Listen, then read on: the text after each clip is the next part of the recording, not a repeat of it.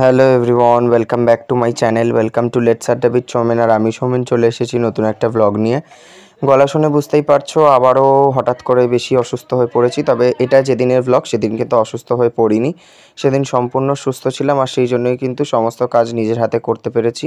তবে যেদিন voice over দিচ্ছি দুদিন পর সেদিন প্রচণ্ড পরিমাণে অসুস্থ। এই মুহূর্তে দাঁড়িয়ে আমার ব্লগগুলো খুব ইরেগুলার হয়ে গেছে, জানি না কেন। তোমাদের সাথে আমি রেগুলারিটি মেনটেন করার চেষ্টা করি কিন্তু হয়ে ওঠে না।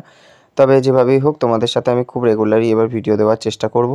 এদিকে আমি ভাতটা প্রথমেই ফ্যান ঝরিয়ে নিলাম, ভাতটা বসিয়ে দিয়েছিলাম, হয়ে গেছে। এবার আমি ফ্যানটা ঝরিয়ে দিয়ে চলে যাব টিউশন পড়াতে, তো তাই জন্য একটু তাড়াহুড়োর মধ্যে রয়েছি। তাড়াতাড়ি ফ্যানটা ঝরানো হয়ে গেছে, এবার আমি বাকি যে ভাতগুলো এক্সট্রা সরাতে আর হাঁড়ির চারিপাশে লেগে থাকে সেগুলোকে ঠিক করে নেবো, কারণ এগুলো পরে যখন গরম থেকে ঠান্ডা হয়ে যাবে ভাতটা তখনই এগুলো কিন্তু শক্ত চাল চাল হয়ে যাবে, যেগুলো পরে মাজার সময় খুব কষ্ট হয়।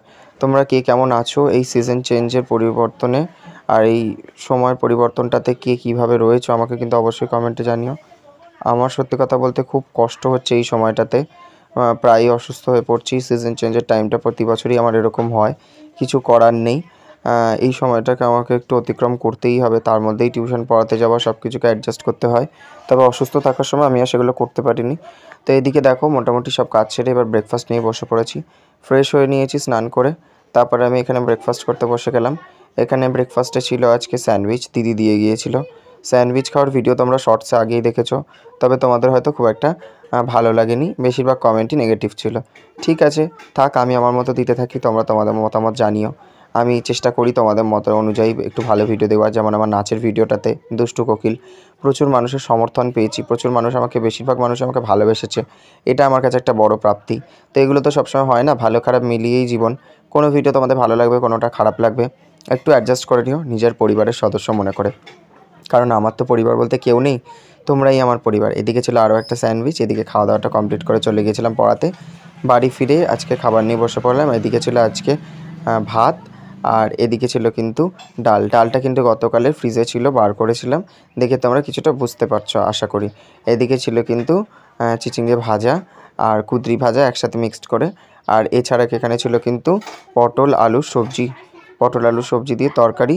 আর এছাড়াও পাশে কিন্তু আরও একটা তরকারি রয়েছে, সেটাও গতকালের বেগুনের তরকারি, বেগুন টমেটো আলু দিয়ে দিদি এই সুন্দর তরকারিটা করেছিল, নিরামিষ, খেতে ভীষণ ভালো লেগেছিলো বলতে পারো। আর এদিকে ছিল কিন্তু এই যে, এটাও গতকালের, এখানে ছিল কিন্তু লাউ দিয়ে আর ডিমের ভুজিয়া করে একটা তরকারি। সত্যি কথা বলছি, এই সমস্ত তরকারিগুলো না মানুষের কাছে হয়তো অনেকের ভালো লাগবে না, অনেকে সবজি খেতে চায় না, কিন্তু আমি এই সমস্ত তরকারিগুলো এত খেতে ভালোবাসি, তোমাদের বলে বোঝাতে পারবো না, বিশ্বাস করো, সত্যি আমি এত ভালোবাসি। এদিকে দেখো খাবারটা নিতে গিয়ে একেবারে কীরকম কাণ্ড ঘটিয়ে বসছিলাম। এদিকে খাবার নিয়ে বসে পড়েছি, প্রথমেই চিচিঙ্গে ভাজাটা আর কুঁদরি ভাজাটা দিয়ে খাওয়ার স্টার্ট করলাম। এদিকে দেখি ক্যামেরাটা নিচু হয়ে গেছে, তাই জন্য একটু উঁচু করে দিলাম যাতে আমাকে ঠিকঠাকভাবে দেখা যায়। ক্যামেরা অ্যাঙ্গেলটা রোজই পরিবর্তন করছি, ঘরটাকেও গোছানোর চেষ্টা করছি। আসলে প্লাস্টার নেই তো, এর আগে তোমরা অনেকবারই দেখেছো কত সুন্দর করে দেওয়ালগুলোতে আমি কত কিছু করেছিলাম, কাগজ আটকেছিলাম প্রায় 1000 টাকা খরচ করে, সবই আমার বিফলে চলে গেল। কিন্তু কিছু করার নেই, আমার দেওয়ালে যখন আটকাচ্ছে না সেগুলো তো আমাকে করলে চলবে না, তাই জন্য আমি আর কিছু করি না, যেমন আছে থাক। যদি কোনো দিন ঈশ্বর দিন দেয় আর তোমাদের ভালোবাসায় আর মায়ের আশীর্বাদে আমি যদি কোনো দিন বাড়ি করতে পারি তখনই সুন্দর করে সব কিছু গোছানোর চেষ্টা করব। আর নিশ্চয়ই একদিন পারবো, আজ না পারি 10 বছর পরে হলেও পারবো। তোমরা একটু ভালোবেসো, আমার পাশে থেকো, সাপোর্ট করো, এটুকুই তোমাদের কাছে আমার প্রত্যাশা, আর কিছুই নয়। খাওয়া দাওয়াটা কমপ্লিট করে ফেলছি। দুপুরবেলাতে সত্যি খুব কষ্ট হয় এই সমস্ত খাওয়া দাওয়ার মধ্যে, কিন্তু তবুও চেষ্টা করি সবসময় যে খাওয়া দাওয়াটা করে একটু রেস্ট নেবো। তবে সবসময় হয়তো রেস্ট নেওয়াটা হয়ে ওঠে না, কারণ প্রচণ্ড শরীর খারাপ চলছে আর ঘুম আসতেই চায় না। যেদিন ভাবি যে ঘুমাবো সেদিনই সবথেকে বেশি করে ঘুম আসতে চায় না, কী আর বলবো তোমাদের। রাত্রেবেলা চলে এসেছি, রাত্রেবেলাতে কিন্তু দিদি মাংস নিতে ডেকেছিলো, আর মাংস যখন নিয়ে এলাম ভাবলাম এর সাথে একটু রুমালি রুটি খেয়ে ফেলি। তো তাই জন্য আসার পথেই, দিদি বাড়ি থেকে আসার পথে একটি দোকান রয়েছে, সেখানে রুমালি রুটির খোঁজ করায় সেখানে পেয়ে গেলাম। মাত্র 5 টাকা করে দাম নিয়েছে, আর 6টা নিয়েছিলাম আমি 30 টাকার। আর সত্যি কথা বলছি, 6টা রুমালি রুটি সত্যি কথা খাওয়া যায় না, অনেকটা কষ্ট করেই খেয়েছি, একটু পেট ঠেসেই খেয়েছি বলতে পারো। তবুও রাত্রেবেলাতে একটু কম খেলে ভালো হয়। সবসময় আমাদের স্কুলের ইংলিশ টিচার কী বলতো জানো? বলতো সকালে খাবে রাজার মতো মানে ব্রেকফাস্ট, দুপুরে খাবে প্রজার মতো, আর রাত্রে খাবে ভিখিরির মতো।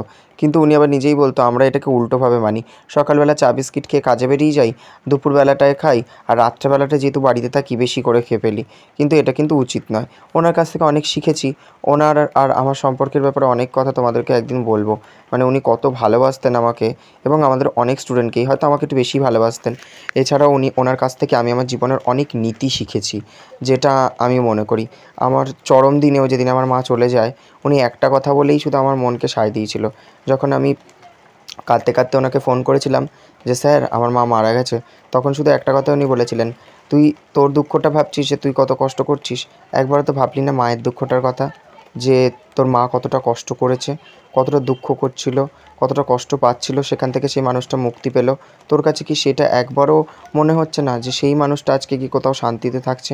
ওনার কথাটা শুনে মনকে অনেকটা বোধ দিয়েছিলাম যে সত্যিই তো আমার মা কোথাও গিয়ে হয়তো শান্তি পেল।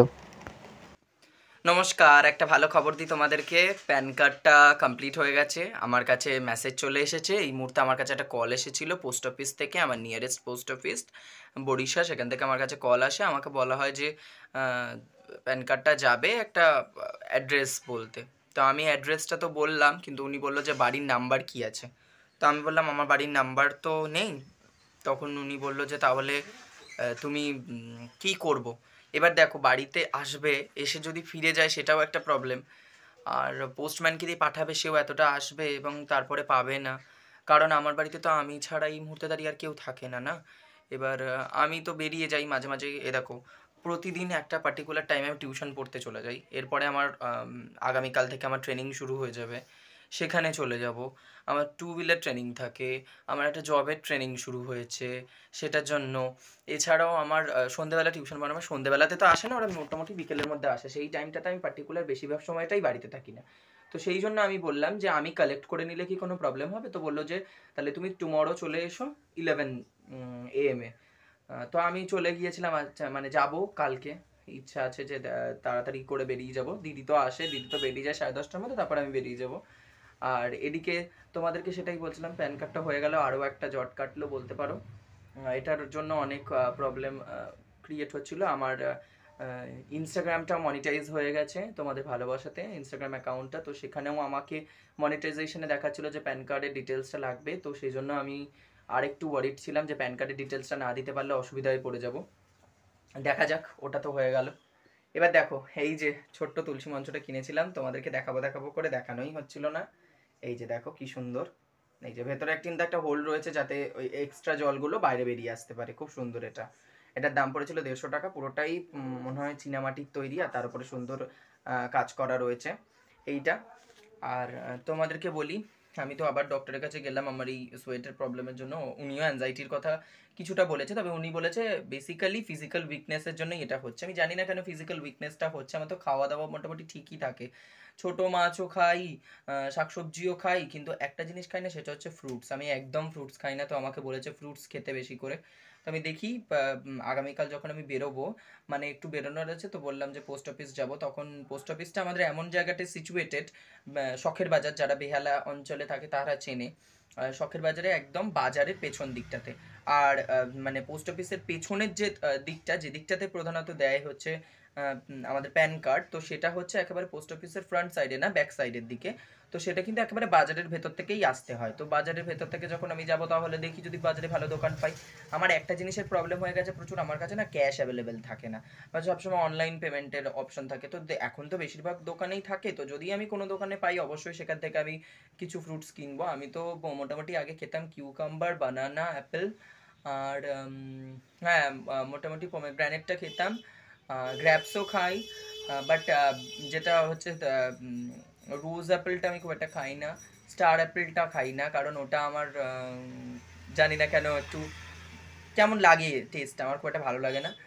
এছাড়া তো আর বাকি সব কিছু মোটামুটি খাই। যেটা যে দুটো আমি খেতে চাই না সেটা হচ্ছে অরেঞ্জ আর পাইনাপেল। তো দেখি কালকে যাই, যে কি কি পাই আমি দেখবো, আর সেই বুঝে কিছু শপিং করে ফেলবো। শপিং মানে এই অনেকদিন ধরে ফ্রুটস, সত্যি কথা বলতে যে ফ্রুটস দেখো 100 টাকা যদি ফ্রুটস কিনে খাই, সেটা শরীরে অনেক বেশি মানে গায়ে লাগে। কিন্তু আমি তো ওইটা না করে বেশিরভাগ করে ওই বিরিয়ানি হ্যানা ত্যানা খেয়ে ফেলি। আমি জানি না কেন এটা আমি কবে ছাড়তে পারবো। এটা একটা নেশার মতো আমার হয়ে যাচ্ছে বিরিয়ানিটা, যে আমার মানে বিশ্বাস করবে না, 2-3 দিন পর পর মনে হয় বিরিয়ানি খাবো, বিরিয়ানি খাবো, বিরিয়ানি খাবো। আর এমনভাবে হয় জিনিসটা, যে কোনো নেশার দ্রব্য যেরকম হয়ে যায় না, যে মানুষের এক্ষুনি চাই, মানে এক্ষুনি চাই। আমার যদি রাত্রের 10টাতেও চাই, 11টাতেও চাই, 11:30তে সেদিনকার আমি হঠাৎ করে বেরিয়ে চলে গেছি, রাত্রিবেলা বিরিয়ানি খেতে হবে, খেতেই হবে আমাকে এক্ষুনি। মানে আমি শুয়েছিলাম, উঠেছি, উঠে আমার মনে হয়েছে বিরিয়ানি খাবো, আমি বেরিয়ে চলে গেছি সাইকেল নিয়ে।